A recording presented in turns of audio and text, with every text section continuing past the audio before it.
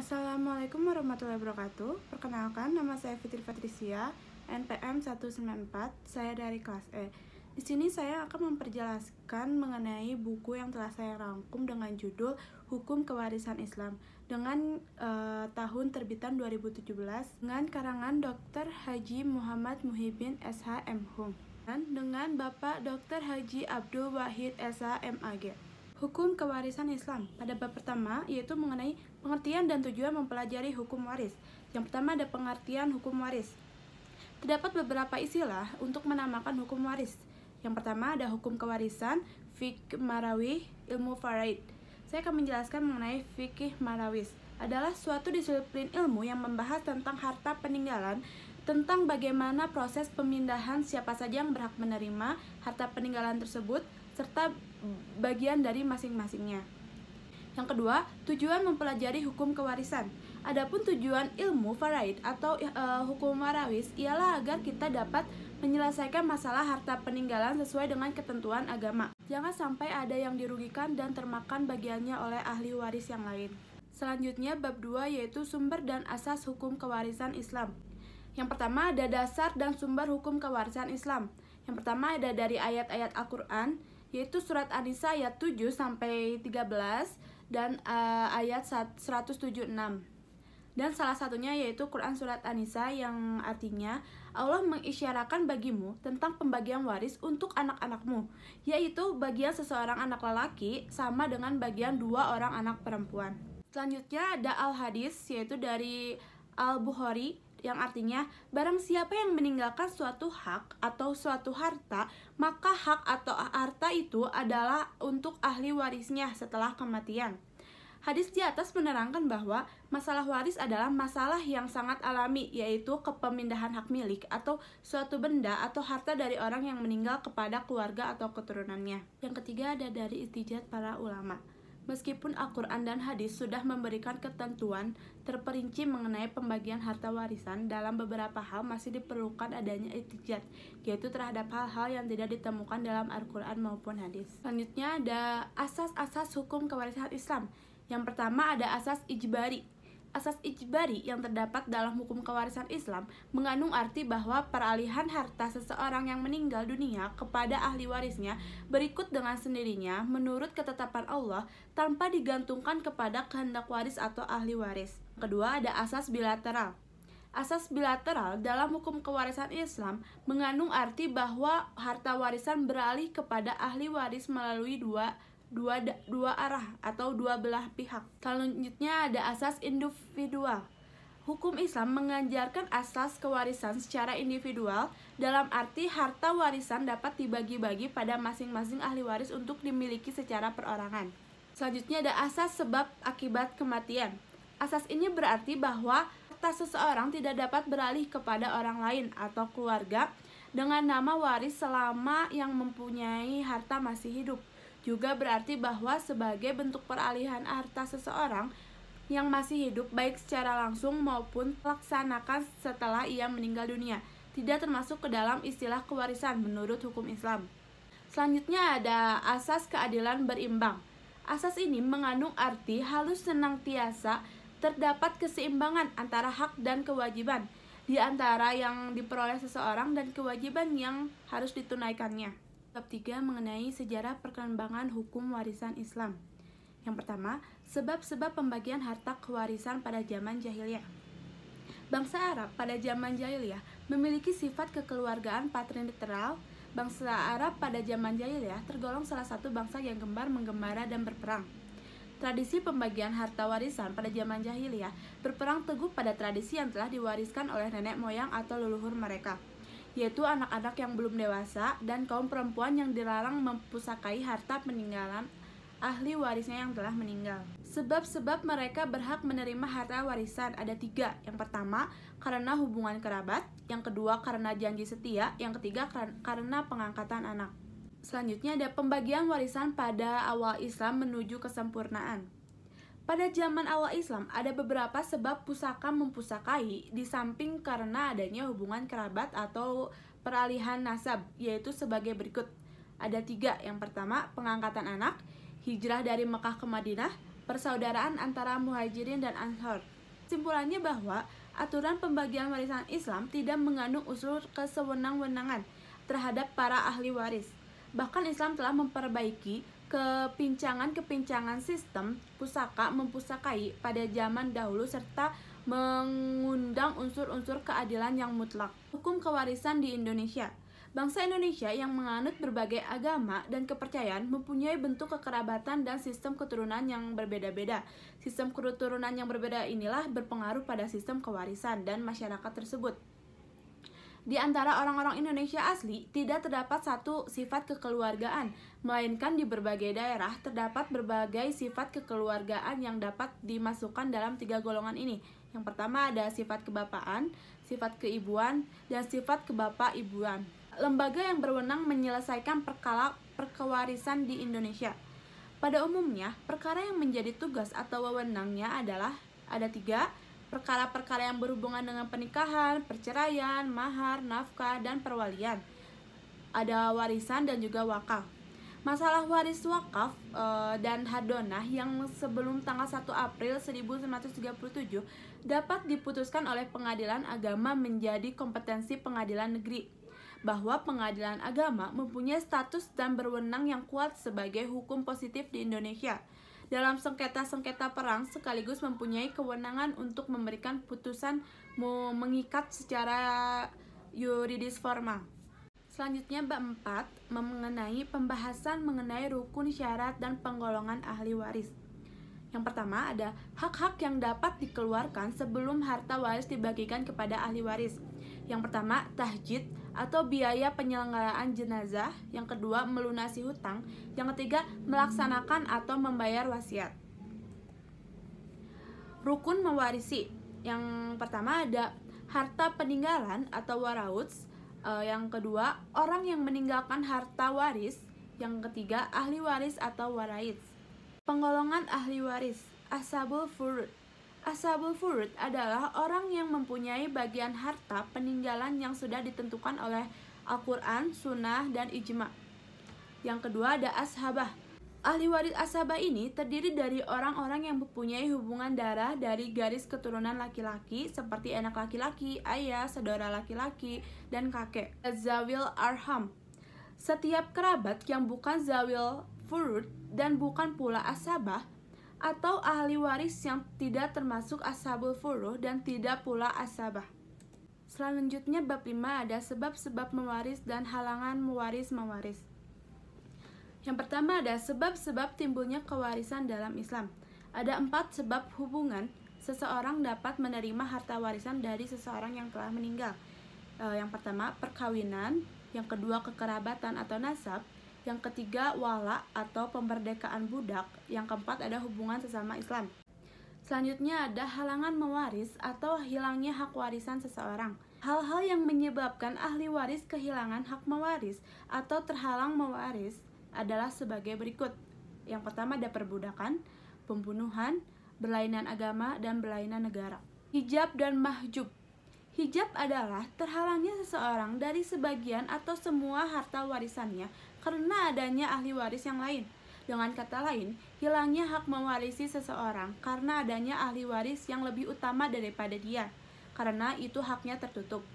Mahjub adalah ahli waris yang ditutup hak pusakanya karena adanya ahli waris yang lebih utama. Hijab tersebut dibedakan menjadi 2, yaitu ada hijab nuskan dan hijab hirman. Bab 6 mengenai aul. Secara terminologi, istilah aul adalah bertambahnya saham dazwil furud dan berkurangnya kadar penerimaan warisan mereka, atau bertambahnya jumlah bagian yang ditentukan dan berkurangnya bagian masing-masing ahli waris. Selanjutnya ada cara mencegah masalah aul. Cara mencegah masalah aul adalah dengan mengetahui pokok, yakni yang menimbulkan masalah, dan mengetahui saham setiap ashabul furud, kemudian dengan mengabaikan pokoknya. Kemudian bagian-bagian mereka dikumpulkan dan dijadikan sebagai pokok, lalu harta warisan dibagi atas dasar tersebut. Dengan demikian akan terjadi kekurangan bagian setiap orang sesuai dengan sahamnya. Dalam masalah ini tidak ada kezaliman dan kecurangan. Bab 7 yaitu rad. Rad menurut istilah adalah mengembalikan apa yang tersisa di bagian Dazawul Furud Nasabiyah kepada mereka sesuai dengan besar kecilnya bagian mereka apabila tidak ada orang lain yang berhak menerimanya. Dengan demikian, rad merupakan kebalikannya dari aul. Pertama ada rukun rad. Rad tidak akan terjadi kecuali bila ada 3 rukun. Yang pertama, adanya pemilik fard, adanya sisa peninggalan, tidak adanya ahli waris atau asabah. Pendapat para ulama mengenai rad. Menurut Zaid bin Sabit, apabila tidak ada ahli waris asabah, maka kelebihan dalam pembagian harta peninggalan tidak diberikan kepada seorang pun di antara ashabul furud, tetapi diserahkan kepada Baitul Mal atau khas pembendaharaan negara. Cara memecahkan masalah-masalah rad. Apabila bersama ashabul furud didapatkan ahli waris yang tidak mendapatkan fard berupa salah seorang suami istri, maka salah seorang suami istri mengambil fardnya, bagiannya dari pokok dari harta peninggalannya. Selanjutnya bab 8 ada kompilasi problematika hukum waris Islam. Yang pertama, kewarisan anak dalam kandungan atau hamlu.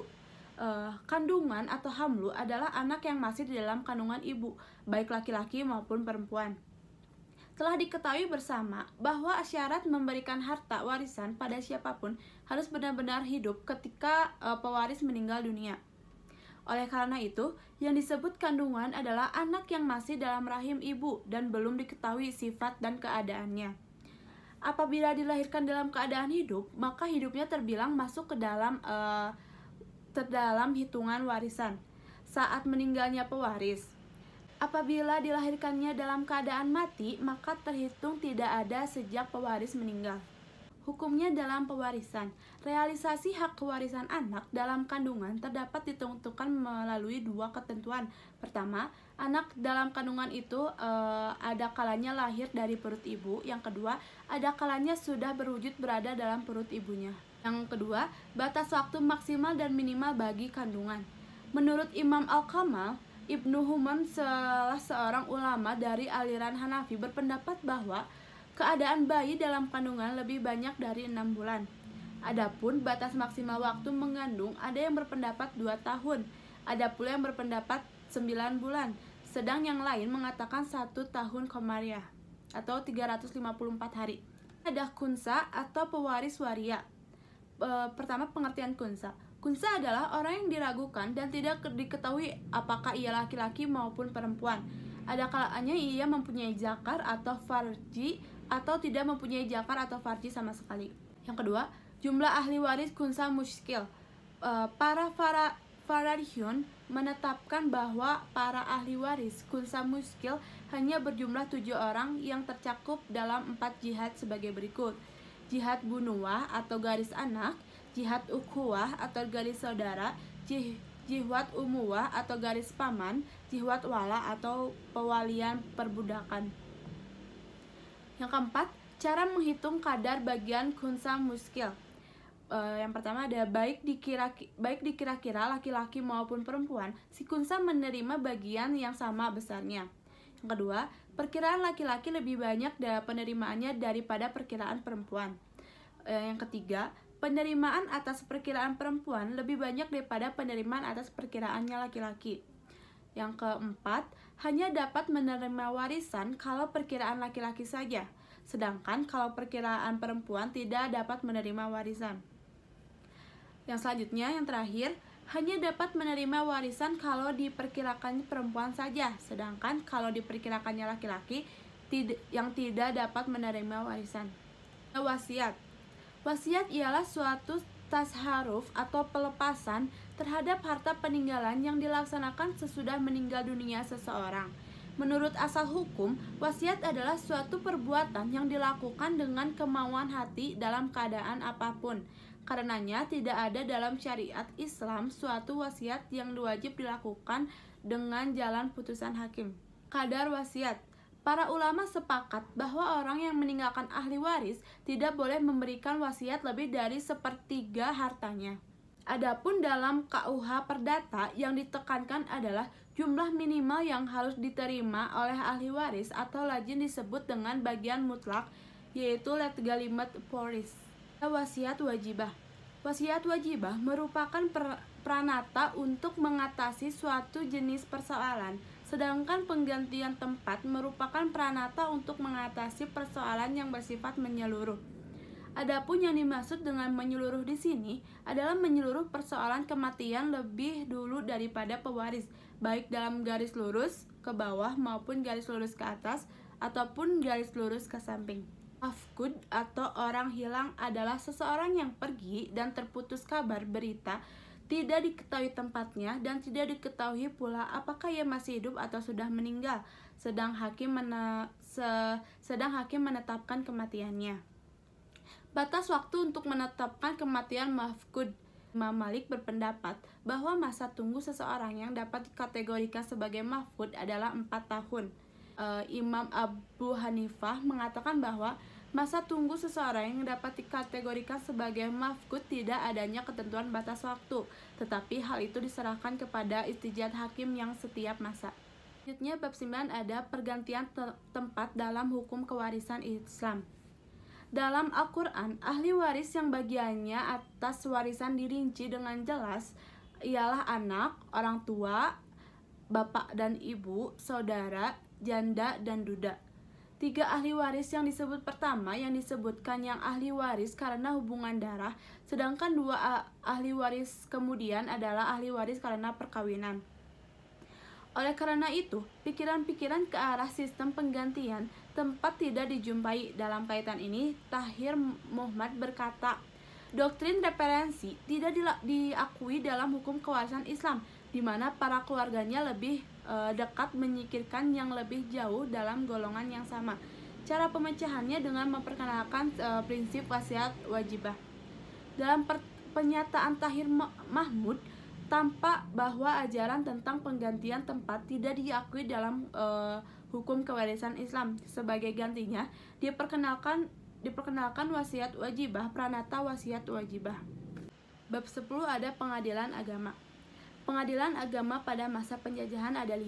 Yang pertama, pengadilan pribumi yang tersebar luas di Jawa, Madura, yaitu wilayah Sumatera, Kalimantan, Sulawesi, Maluku, Lombok, dan Bali. Selanjutnya ada peradilan swapraja yang tersebar di daerah swapraja, kecuali di Paku Alaman dan Pontianak. Selanjutnya, peradilan desa tersebar di daerah-daerah tempat berkedudukan peradilan gubernemen. Peradilan desa juga ada yang merupakan bagian dari peradilan pribumi dan peradilan swapraja. Selanjutnya ada peradilan gubernemen yang tersebar di seluruh Hindia Belanda. Selanjutnya ada peradilan agama yang tersebar di daerah-daerah tempat peradilan gubernemen di daerah-daerah dan menjadi bagian dari peradilan pribumi atau di daerah-daerah dan menjadi bagian daerah peradilan swapraja. Dengan Undang-Undang Nomor 19 Tahun 1948, peradilan agama dimasukkan ke dalam peradilan umum. Namun menurut Hadari Dwejani Taher, karena undang-undang tersebut tidak sesuai dengan kesadaran hukum masyarakat Indonesia tersendiri, maka tidak pernah dinyatakan berlaku. Jumlah peradilan agama dan peradilan tinggi agama terus berkembang sampai tahun 1995 di seluruh Indonesia. Sudah tercatat berdiri sebanyak 25 pengadilan tinggi agama dan 305 pengadilan agama. Yang terakhir ada bab 11 mengenai tentang aktualisasi kompilasi hukum Islam. Kompilasi hukum Islam atau KHI adalah sekumpulan materi hukum Islam yang ditulis pada pasal demi pasal berjumlah 229 pasal, terdiri atas 3 kelompok materi hukum, yaitu hukum perkawinan dalam 170 pasal, hukum kewarisan termasuk ke dalam ketentuan penutup yang berlaku untuk 3 kelompok hukum tersebut. KHI disusun melalui jalan yang sangat panjang dan melelahkan karena wasiat dan hibah terdapat 44 pasal dan hukum perwakafan terdapat 14 pasal dan ditambah 1 pengaruh perubahan sosial politik yang terjadi di negeri ini pada masa ke masa. Sekian dari saya mengenai penjelasan buku kewarisan hukum Islam. Mohon maaf bila ada salah-salah kata. Wassalamualaikum warahmatullahi wabarakatuh.